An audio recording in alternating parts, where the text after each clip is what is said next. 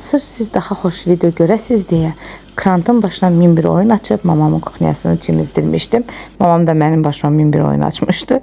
Gəlin bir yerdə pomidor turşusu hazırlayaq. Bunun için əvvəlcə pomidorlarımızı, sarımsaqlarımızı, dərfnə yarpaqlarımızı, şüt qurlarımızı qəşəng-qəşəng yuyuruq.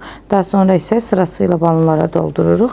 5-6 diş sarımsaq, 1-2 topa şüt yarpağı, şüt saplağı və 2-3 ədəd dəfnə yarpağını bankalara yerləşdirib, üzərinə pomidorları doldurub, acı biberimizi də zövqə uyğun qoyuruq və yarım yemək qaşığı şəkər tozu, 1 yemək qaşığı yarım isə duz hər balona əlavə edib, daha sonra isə qaynar su doldururuq və ağzı örtülü bir şəkildə suda 15 dəqiqə qaynadırıq.